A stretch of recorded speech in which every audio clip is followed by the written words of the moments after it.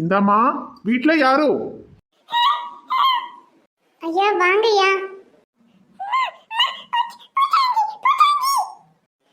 மூணிக்குட்டி அப்படிலாம் சொல்லக்கூடாது.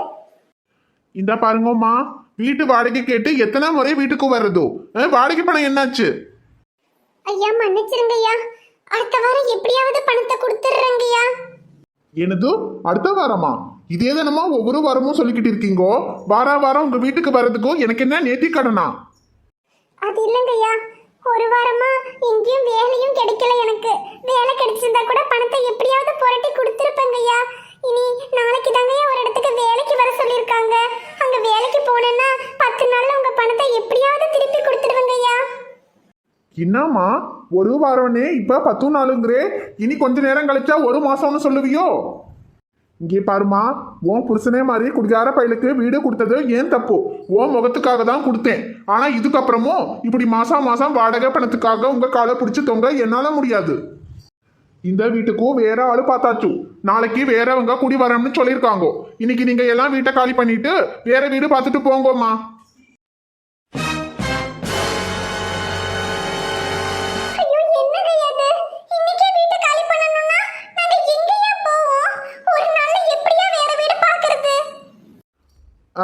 அது உங்க பாடு, அதை பத்தி எனக்கு கவலை இல்லை. இன்னைக்கு ராத்திரிக்குள்ள வீட்டை காலி பண்ணி சாவி கொண்டு வந்து வீட்டுல கொடுத்துட்டு போங்க. இல்லைன்னா நாளைக்கு காலையில நான் வந்து உங்க வீட்டை காலி பண்ணுவேன். எப்படி வசதின்னு நீங்களே பாத்துக்கோங்க.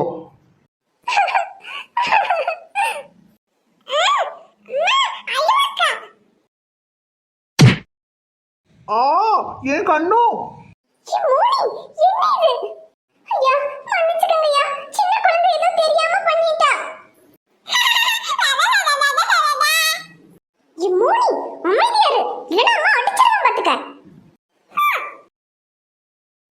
மன்னிச்சிருங்கய்யா, சின்ன குழந்தை ஏதோ தெரியாம பண்ணிட்டா.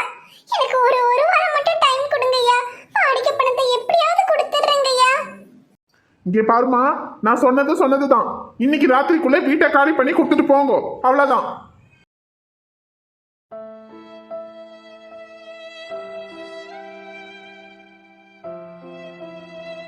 ஐயோ கடவுளே, இன்னைக்கு ராத்திரியோட வீட்டை காலி பண்ண சொல்லிட்டாங்க. இந்த சின்ன குழந்தைய வச்சுக்கிட்டு எங்க போவேன்னு தெரியலையே. மடி மருமவளே, என்னம்மா வீட்டு ஓனர் வந்துட்டு போறாப்ல இருக்கு? என்னம்மா சொன்னாந்தாளு? அத்தை, இந்த வீட்டுக்கு வேற ஆளு குடி வர போறாங்களா? இன்னைக்கு ராத்திரியோட வீட்டை காலி பண்ண சொல்லிட்டாங்க அத்தை. அட கடவுளே, என்னம்மா சொல்ற? ராத்திரியா வீட்டை காலி பண்ணணுமா? ஐயோ, கை குழந்தைய வச்சுக்கிட்டு எங்க மடி போவோம்? எனக்கு தெரியல அத்தை, ஆனா இன்னைக்கு ராத்திரி கண்டிப்பா வீட்டை காலி பண்ணி கொடுத்தே ஆகணும். ஐயோ, ராத்திரிக்குள்ள வேற வீடும் கிடைக்காதே. இப்ப என்ன செய்யறது? யார்கிட்ட போய் கேக்குறது?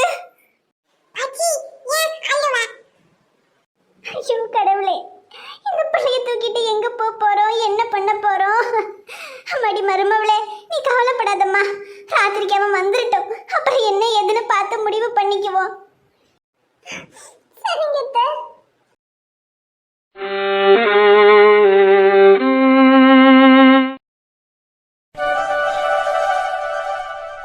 ஐயோ, காலேஜுக்கு வேற டைம் ஆச்சு. சீக்கிரமா போய் ரெடி ஆயிட்டு காலேஜுக்கு போகணும்.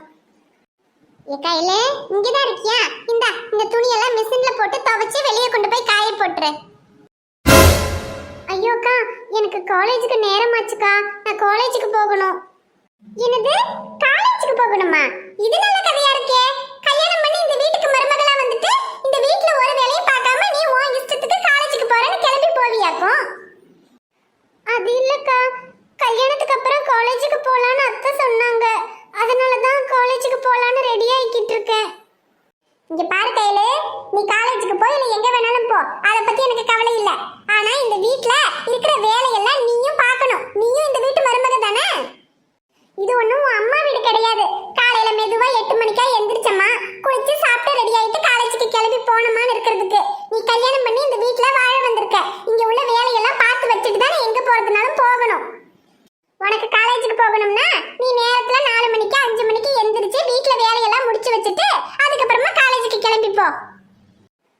சரிக்கா, நாளையில இருந்து நேரத்துல எந்திரிச்சு வேலையெல்லாம் பார்த்து வச்சுட்டு போறேன்க்கா. ஆனா இன்னைக்கு நேரம் ஆச்சுக்கா. இன்னைக்கு மட்டும் காலேஜுக்கு போய்க்கிறேன். வந்துட்டேன்க்கா. சரி சரி, இன்னைக்கு ஒரு நாளைக்கு உன்கிட்ட நான் வேற எந்த வேலையும் சொல்லல. இந்த துணியை மட்டும் மிஷின்ல போட்டு துவைச்சு வச்சுட்டு போ.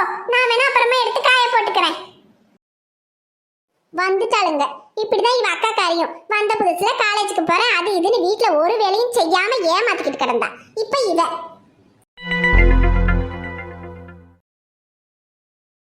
ஏ கையில என்னடி காலேஜுக்கு போகணும்னு சொல்லிட்டு இங்க துணி துவைச்சிட்டு இருக்க? அக்கா அது வந்து காலேஜுக்கு போறதுக்கு தான்க்கா ரெடி ஆகிக்கிட்டு இருந்தேன். மீனாக்கா வந்து இந்த துணியெல்லாம் துவைச்சு வச்சுட்டு காலேஜுக்கு போனா போதும்னு சொல்லிட்டாங்க. ஐயோ, இந்த அக்காக்கு வேற வேலை இல்லை. சரி நான் துவைச்சுக்கிறேன், நீ ரெடியாகி காலேஜுக்கு போ. ஆ சரிக்கா.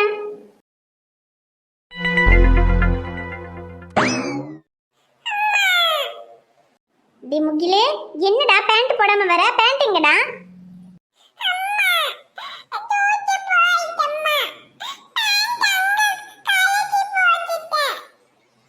டேய், உன்கிட்ட எத்தனை தடவை சொல்லிருக்கேன் பேண்ட்லயே சூச்சு போக கூடாதுன்னு. சூச்சு வந்தா வந்து அம்மா கிட்ட சொல்லணும்னு சொல்லிருக்கேன்ல முகிலே.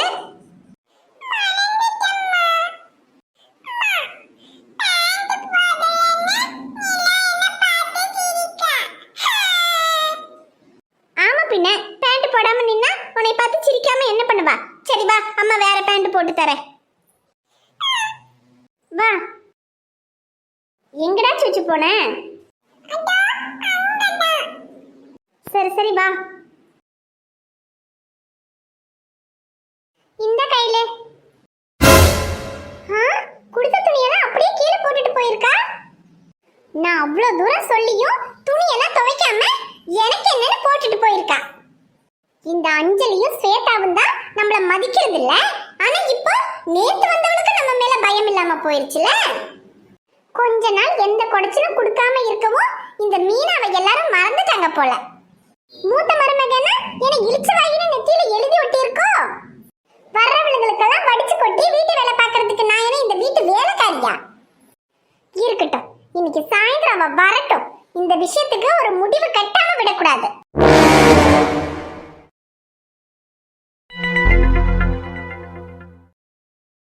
அமுதா, ஆமாமா. என்ன தங்கம் பூ கட்டிட்டு இருக்கியா? ஆமா மாமா, அத்தை சாமி படத்துக்கு போடுறதுக்கெல்லாம் பூ வேணும்னாங்களா, அதான் கட்டிக்கிட்டு இருக்கேன். சரி தங்கம். அப்புறம் இன்னைக்கு கொஞ்சம் திருப்பூர் வரைக்கும் போக வேண்டியிருக்கு. நான் கொஞ்சம் போயிட்டு வந்துடுறேன் தங்கம். திருப்பூருக்கா? என்ன மாமா திடீர்னு? அது ஒன்றும் இல்லைம்மா, கொஞ்சம் லோடு இறக்க வேண்டியிருக்கு. நம்ம டிரைவர் வேற ஒரு வாரம் லீவு. சரி நானே போயிட்டு வந்துடலான்னுட்டு தான். இன்னைக்கு போயிட்டு நாளைக்கு காலையில் வந்துடுவேன் தங்கம். ஓ, காலையிலே ஆகுமா மாமா? சரி மாமா, பார்த்து போயிட்டு வாங்க. சரி தங்கம், நானும் செல்வானும் தான் போயிட்டு வரோம். நீ ஒன்றும் பயப்படாத, நாங்கள் போயிட்டு காலையில் வந்துடுறோம். நீ பார்த்து இரு என்ன? சரி மாமா. சரி தங்கம், அப்போ நான் வரேன். சரி மாமா, நீங்க போய் சேர்ந்துதான் அத்தை நம்பருக்கு ஃபோன் பண்ணுங்க. சரி தங்கம், நான் கூப்பிடுறேன்.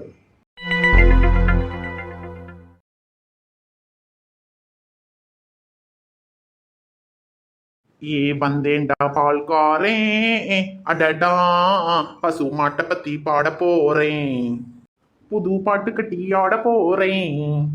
ஏ புல்லு கொடுத்தா பாலு கொடுக்கும், ஒன்னால முடியாது தம்பி. ஏ பாதிசனம் இருக்குதையா இந்த கோட்டரையும் பாட்டரையும் நம்பி.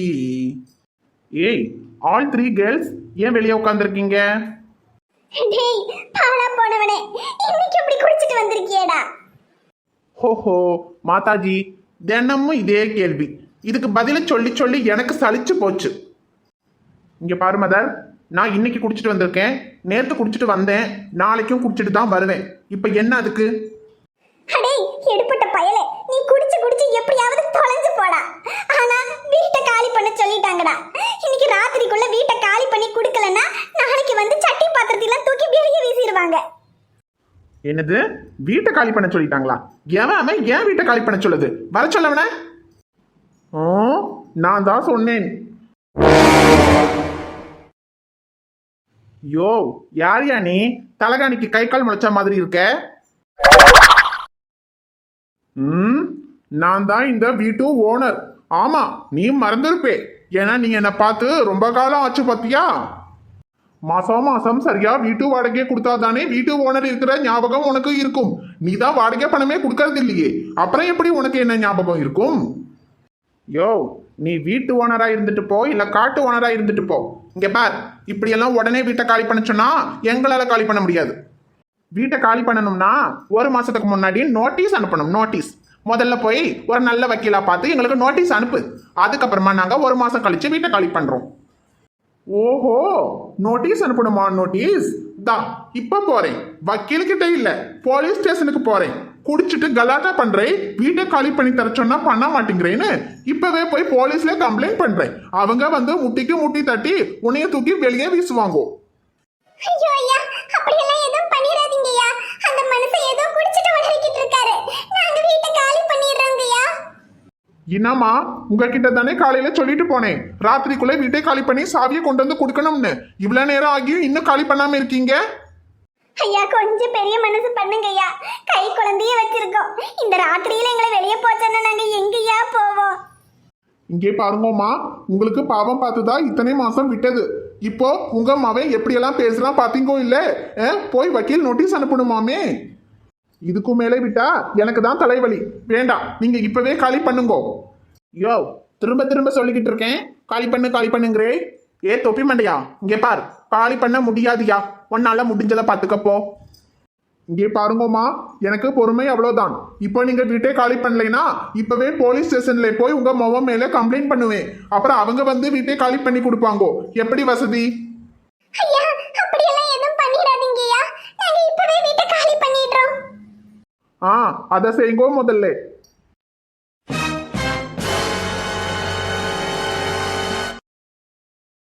வணக்கம் நண்பர்களே, எல்லாரும் எப்படி இருக்கீங்க? நாங்க தான் உங்க கதிர்வேல் அமுதவள்ளி. இந்த வீடியோ உங்களுக்கு பிடிச்சிருந்தா மறக்காம வீடியோவுக்கு லைக் பண்ணுங்க. வீடியோ எப்படி இருந்துச்சுன்னு மறக்காம கமெண்ட்ல சொல்லுங்க. நம்ம வீடியோவை உங்க ஃப்ரெண்ட்ஸுக்கும் ஃபேமிலிக்கும் மறக்காம ஷேர் பண்ணுங்க. சேனலை இன்னும் நீங்க சப்ஸ்கிரைப் பண்ணலைன்னா மறக்காம சப்ஸ்கிரைப் பண்ணிக்கோங்க. நாளைக்கு இன்னொரு புதிய வீடியோல பார்க்கலாம். அது வரைக்கும் பாய் ஃப்ரெண்ட்ஸ்.